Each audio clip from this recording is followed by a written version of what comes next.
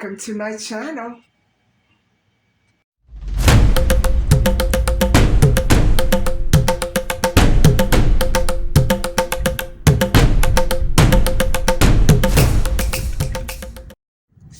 Hi everybody.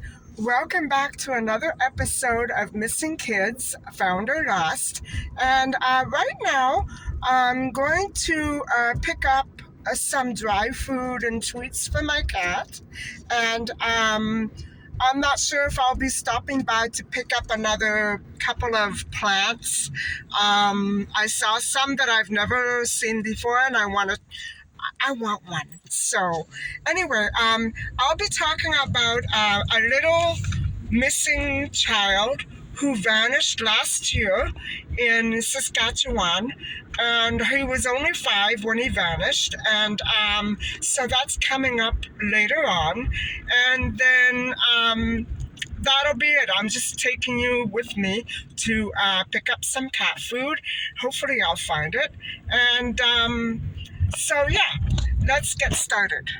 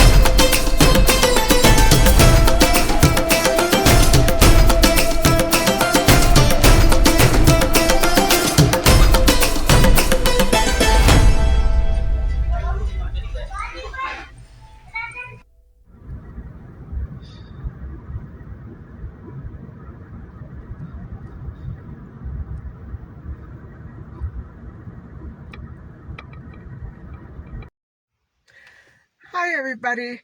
So I picked up a few things, and I just wanted to see if I could launch a new discussion on another different missing kid case, and it involves the Red Earth Cree Nation tribe, and okay, in 2022, a 5-year-old boy went missing in April and stayed missing for over 3 months. And so it was a beautiful day, and little Frank Young walked out of his reserve unit to play outside. And so after that, guys, he was never seen alive again. And he was on his own, but he was quite close, to the community there. And so he headed to, and so as I was saying, um, Frankie headed toward the north end area of the Red Earth Cree community right by Carrot Lake in Saskatchewan, and he was never seen again. So first, a bit about his community. Now, normally, guys, I usually stick with missing kids cases in Ontario, but this one kind of caught my eye because it's been very recent, and it's kind of weird. It has a kind of a weird twist to it, and I suppose in many cases we sometimes can wonder if a child who was abducted was moved or put back, like maybe Cecilia. Remember Cecilia Zhang? We were not sure if she had been, you know, left there or brought back there. We don't know where the crime took place.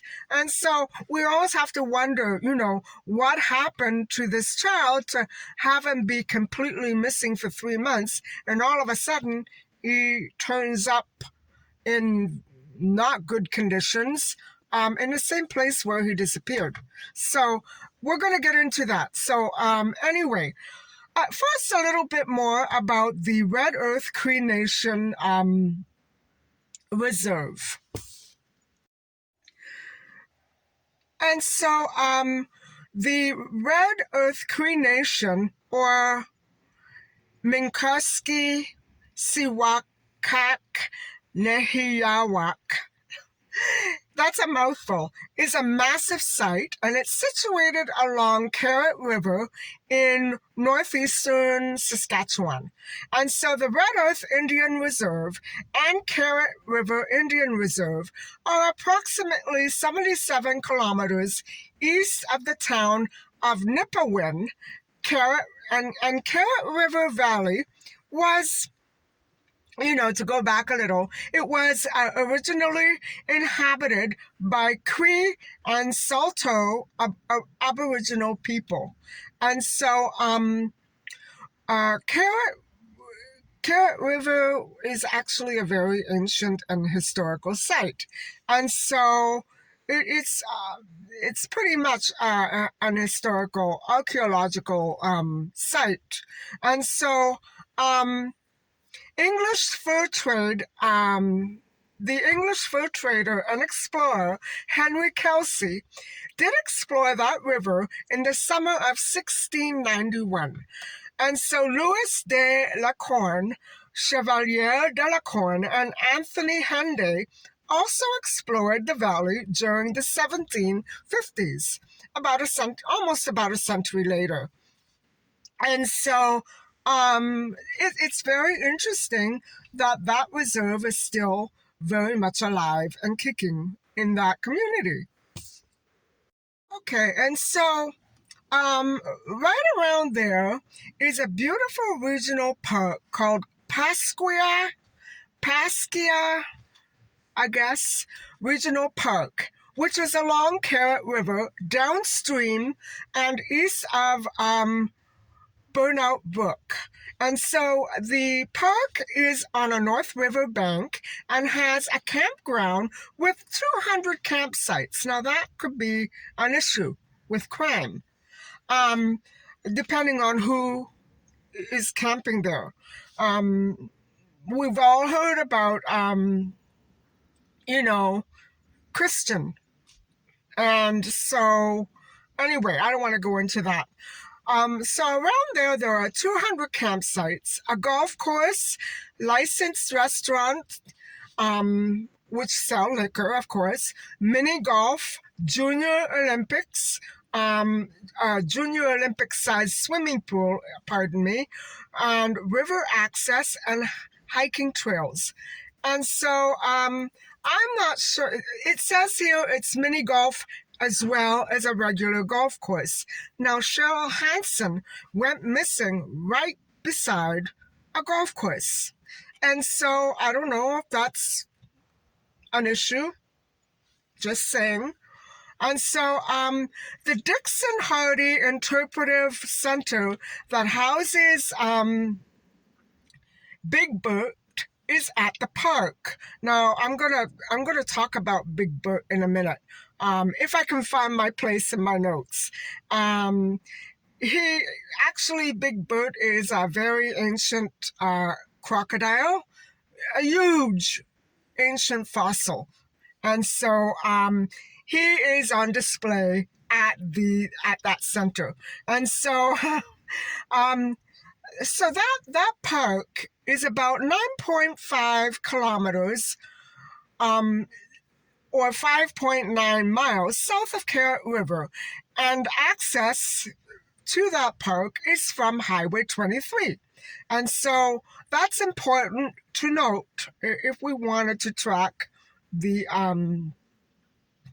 possible abductor of little Frank. And so there is a driving range there, and it is a par 37 with 3,241 yards. So there is a licensed clubhouse there with cart and club rentals. Okay, good. And so There are numerous fish species that swim in Carrot Lake, and because that, as I will explain, that was where little Frank was found later. It might be of importance. I don't know. So, fish species in Carrot Lake include walleye, yellow perch, northern pike, burbot, and white sucker. Now, of all those that I mentioned, northern pike is quite an aggressive fish and can be exceedingly large and actually quite cannibalistic towards its own species. And so, since little Frank's body was found there in the lake months later, this might be of some significance. I'm not sure because I don't have any autopsy results or anything like that. So, you know what I'm saying.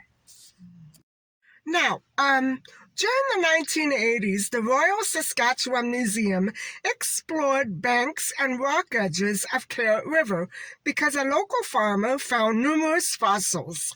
And so tests on these fossils showed approximately an age of, 92 million years. I don't even know if I could count that high. And so the tests on the fossils really told a lot. So the sites along Carrot River were some of the wealthiest ever deposits of fossils and showed deposits from other species, including sharks and fish. Well, I'm not sure that there were any sharks in that river, but at one time there were. So that's pretty incredible. And anyway, I'm not sure if they have all the species down right. You know what I'm saying? And so we're getting to Big Bird. The most notable find was in 1991 when the museum and the Canadian Museum of Nature unearthed the 6-meter fossil skeleton of an ancient crocodile, a Terminosaurus robustus specimen, which is nicknamed Big Bert. So Big Bert turned out to be very well preserved and the only one of its kind found in Canada. Was it imported from another region by ship? I don't know. So anyway, they found a complete fossil of another extinct animal, and also very large toothed birds, of very large toothed birds. So, wow, I wonder if any of them still exist to some evolutionary extent in that region. And perhaps they might have something to do with the disappearance of Frank Young. Another area, the Pass, Manitoba, is approximately 140 kilometers east of Red Earth nations. And so the community. In the 1800s, Shoal Lake Crees had marriage ties with the Pass Band.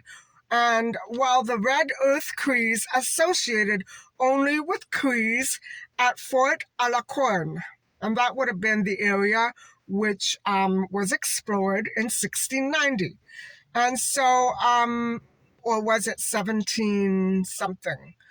There were 2 exploratory excursions, and so I don't know which, from which exploration that settlement derived, if you know what I'm saying. And so, what I'm getting at is that there is a very strong basis for discrimination amongst the tribes themselves. And so this should never, ever be overlooked when investigating such crimes in these regions. So, wow, that's very interesting, isn't it? The ancestral lands of Red Earth Crees encompass tracks and water to the east into Manitoba, back into Saskatchewan, along southern foothills of Pasquia Hills, and west towards the township of Nipawin, and then back east above the E.B. Campbell Hydro Station transmission line. Ancestral lands are shared with Shoal Lake Cree Nation. And so that's also very interesting. So a little bit on housing. The Mikoskiwakak Nihayawak nations position on housing is to continue to exercise the treaty right to shelter as established under the Treaty 5 agreement with Canada and Crown of Great Britain. Housing works with Indigenous Services Canada and Canada Mortgage Housing Corporation to provide community housing. As of 2020, the community was developing a housing policy to effectively and efficiently manage and allocate housing, establish criteria for applicants, and prioritize houses for renovation. And so that community is quite committed, and it is also committed to meeting and addressing the social needs of a shelter for members. Really, that's good. So then, if that were true, the way I see it, they should scrap those applications because you know what? Everybody deserves housing, not just certain people. And so, but that's the way it is in the world, huh? Everyone deserves housing. There are currently 207 homes in that community, all single-family units, and the majority of homes are overcrowded, unsuitable for large families. There are several families currently on a waiting list for a home, indicating a need for imminent residential development. See, this is what I'm trying to say. At least 100 families are living in urban centers. They would return to the community but can't because there are no available housing facilities. And so that was probably why Frank was indeed separated from his parents, guys. At that time, he was living with his aunt and uncle and not his parents. Now, his parents were in the Shoal Lake Cree Nation community. And so that might be a bit, that might have posed a real problem, a conflict, you know. The boy's parents I'm sure that through community engagement, members did develop single and multi-family unit homes, such as duplexes. But, you know, when push comes to shove, when you can't fit in a child or an extra person, it really makes a big difference. So I guess he was put where he would have been better off. You know what I'm saying? And so there are 23 reserves and 73 registered persons that comprise that community's population. Wow.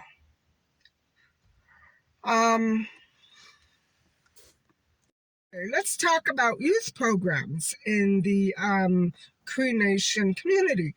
So as for youth, through community engagement, community members identified that additional recreation opportunities are very vital and needed in that community. Members are involved with seasonal recreation and sport activities such as hockey, volleyball, golf, and basketball. I can think of a few more like baseball.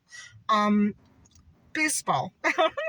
As a large youth reserve population is somewhat challenging when trying to pursue team-based sports. So that's what kids want to do, right? They want to be like every other child. They want to play sports. They want to win. They want to compete. They want to wear those uniforms. All that costs money, you know. So this community really does require funding and also staff support and volunteers that would provide recreational opportunities at the community level. There is currently no manager for recreational development. So I would imagine that youth there, everybody would be, be greatly distressed and troubled. And so, in other words, what I'm trying to slowly get at is that Carrot River is by no means a community that is free of violent measures. And so they really tie in, don't they? And so in 2015, for example, 2 RCMP officers responded to an assault complaint one night on the Red Earth Cree Reserve. And what happened was a 24-year-old man began to fire his gun at the, at the police officers. And so a Mountie fired back. I guess they were on horseback. A Mountie fired back at the man, and who eventually, and very quickly, I should say, not eventually, immediately fled the scene. And so the wounded 24-year-old was eventually caught and transported to a Saskatoon hospital. And so the RCMP asked the Saskatoon Police Service, I don't understand. I'll get to that in a second.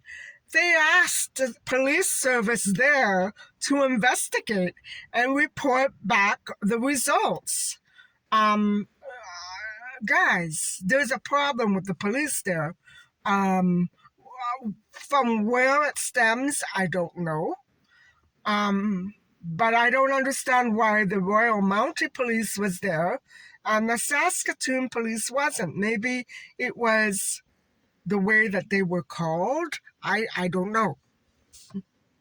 So that police station at Saskatoon was supposed to report to Saskatchewan's Justice Ministry after the investigation was conducted. Wow.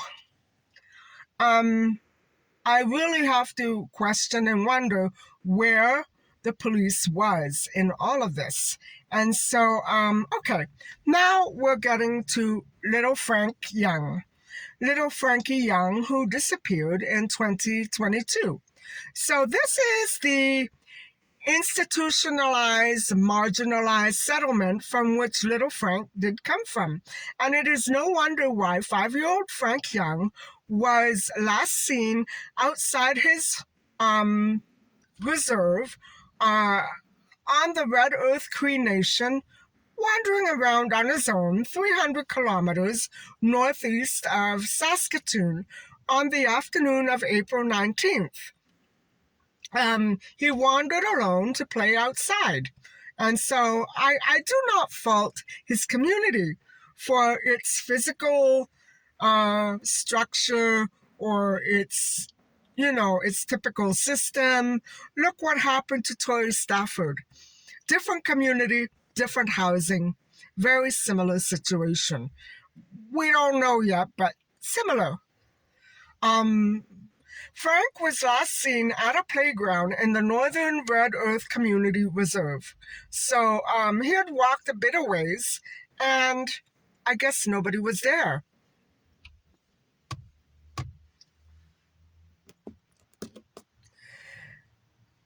And so the search for missing 5-year-old Saskatchewan Frankie entered its 16th day in May 2022. And guys, I hope I'm not repeating this because I kind of lost my place in my notes. And anyway, at the time, as I said, Frank did live with his aunt and uncle.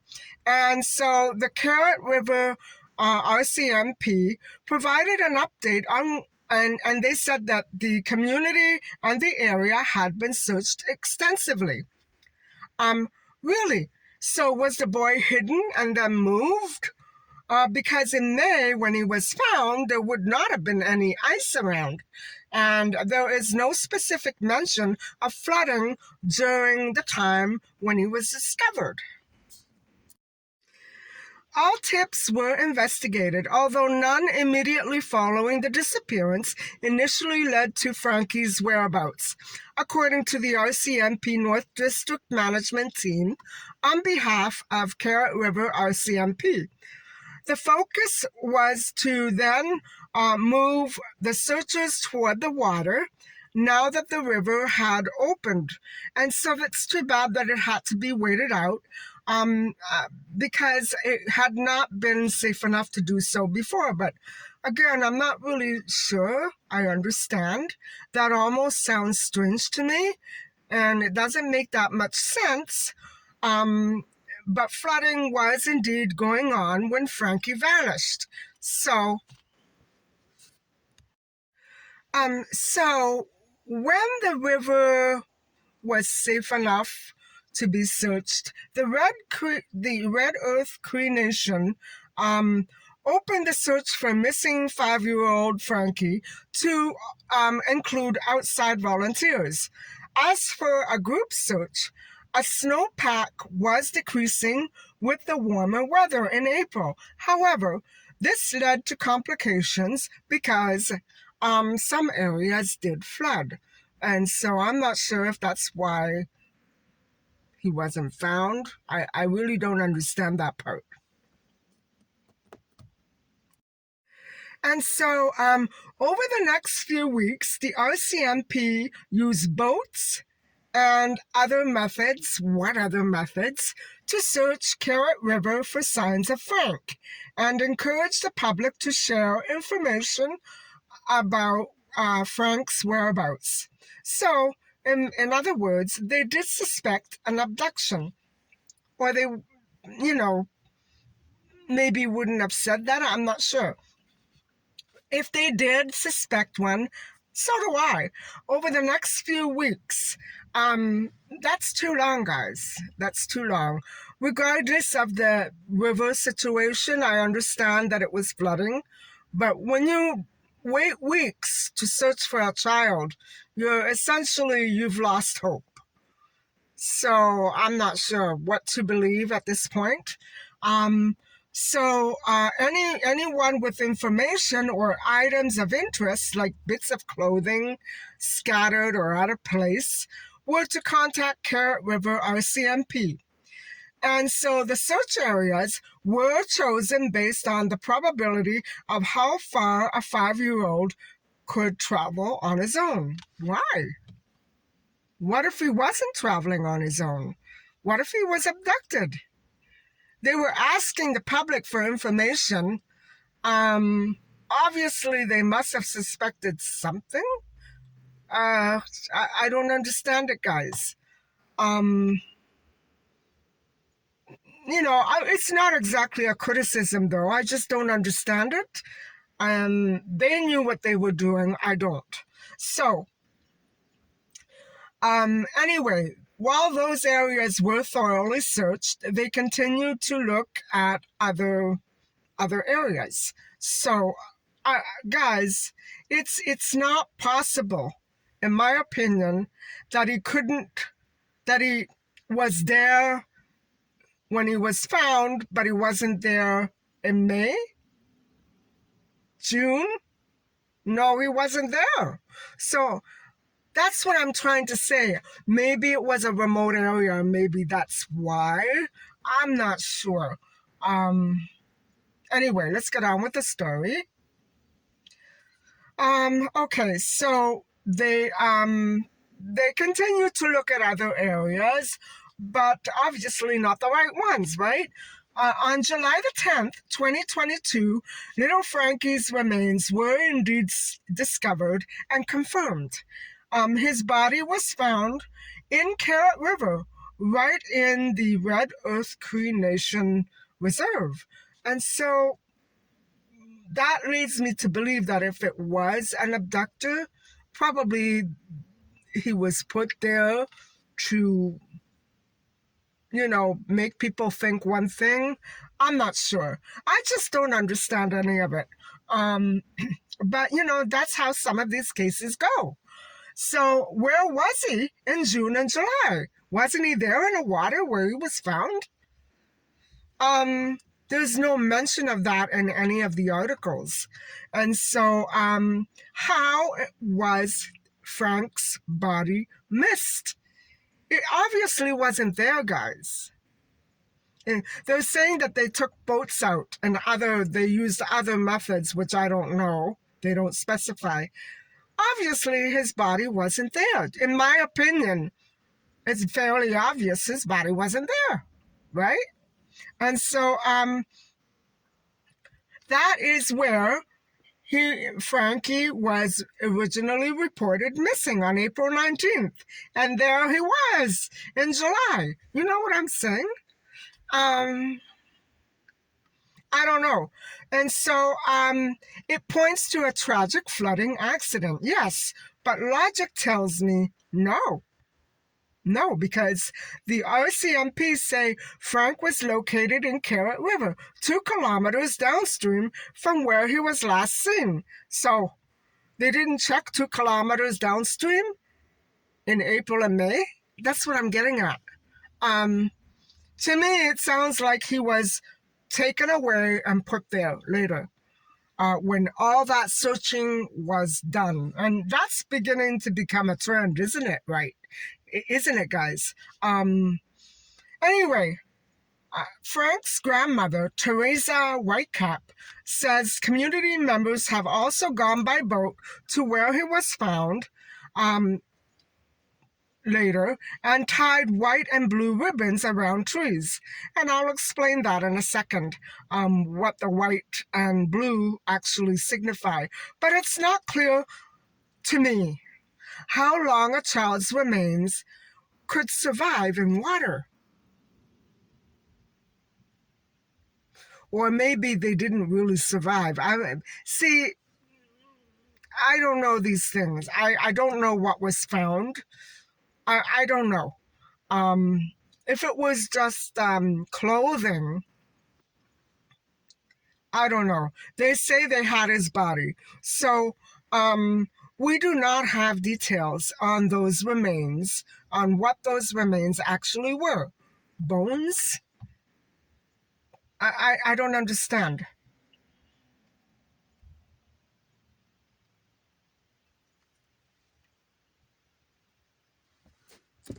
And so you can understand my bewilderment when I read the statement that they searched the community for over nearly 3 months by land, water, and air.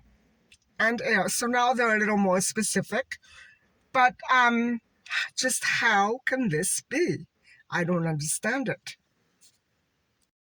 Throughout the months that Frank was missing, a hashtag on social media was created, Hope for Frank. And I really think that even though his body was discovered, I still would like to use that hashtag because if there is any other issues or facts surrounding the mystery of his disappearance, I would want to use that hashtag to continue to search for clues and answers. To me, it can't possibly be simply a water accident. To me, it just doesn't make sense unless he sank and floated. I don't know. That hashtag, guys, went nationwide and way beyond, gathering attention from people in remote places such as New Zealand. So the communities of Red Earth and Shoal Lake started an awareness campaign to keep children safe and use donations to build a monument in honor of Frank. You know what? That's great. Every missing, affluent, wealthy kid should be so lucky, those who go missing, right? Nice gesture. But let's face it, reality. Statues cannot look for children. People and vehicles can look for children. Vessels, like they did, helicopters, planes, boats, whatever have you. Um, those are the things that make a difference. A statue, yes, it can bring some closure, but it's realistically, it's not where money should have gone. But maybe it was a private donation. I don't want to knock it. I think it was a lovely gesture, and I would adore to see that statue. And I'm going to look for it online and see if I can include it in the clips at the end of this vlog. And so I do see an issue with the choice of funding with that donation. And so a statue just cannot bring closure if the child was abducted. And this goes for all cases, not just this one. And so we are being asked to believe that volunteers and police missed the body. Sorry, I cannot buy that theory, unless I know for sure what the facts were. Where was his body? In the bottom of the lake? Did it rise to the top? Where? How? Why? When? We don't know. And so that is no excuse for the conduction of a volunteer search to take such a dominant charge of the entire case. But I think they did wonderful. I have to commend people in a reserve who have a lot of misfortune and tension and troubles to come together like that. It was amazing. I'm not knocking that. I'm simply saying that maybe the search was a little haphazard. I'm not sure. For instance, it was the police who decided where to search. Yeah. So they were basing it on a 5-year-old mind and body and not on the mind and body of an able adult criminal, right? I'm not saying that he was abducted, but it sure looks like that to me. It's not suspicion either. It's just the logic of how this story has gone. And I can't think of any circumstances under which he could have sank for 3 months and then rose to the top. I don't know. Somebody out there, inform me, teach me. I don't know. I have heard of situations like that, but I don't know what the circumstances actually were. And so, what a sad case. Why were such important duties left to volunteers? And were they not supervised? I'm sure at some point they were supervised. And for how many months can a child's body remain intact in water? Was it intact when they found it? So these are issues that we should look at, and for the sake of many other missing children too, like Maddie McCann.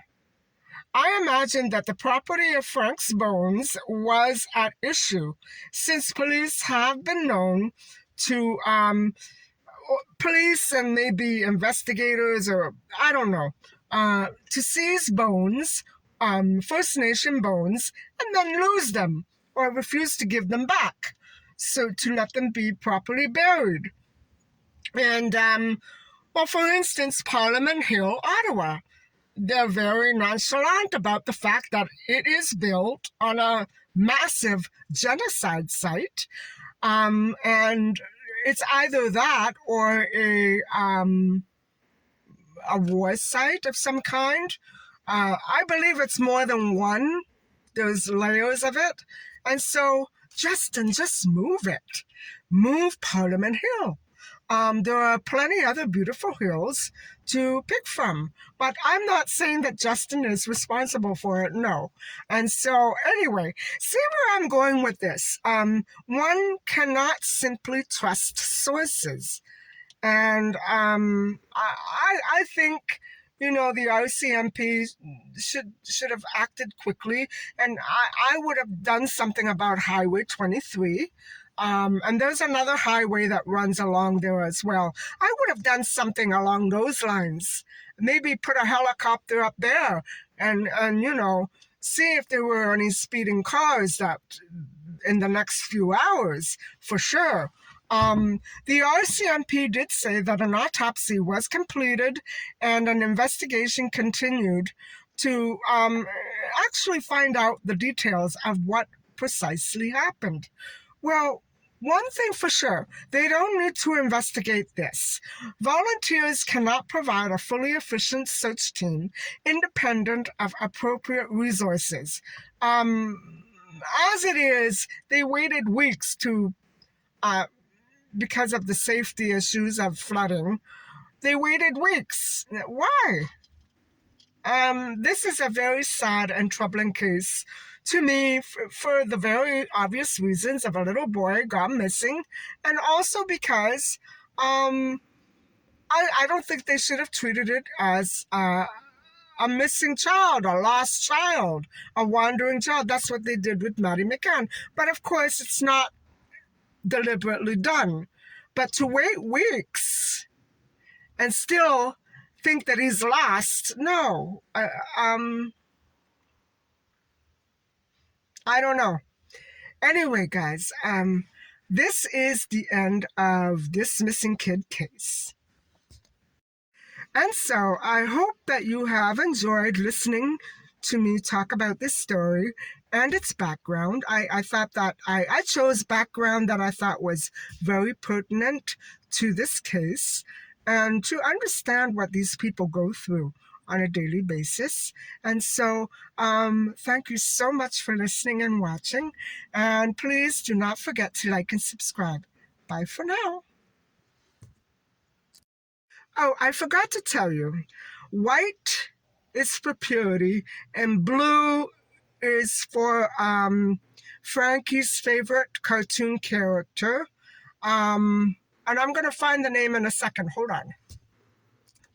So the white ribbon was for purity and the blue ribbon was for Frankie's favorite cartoon character, Papa.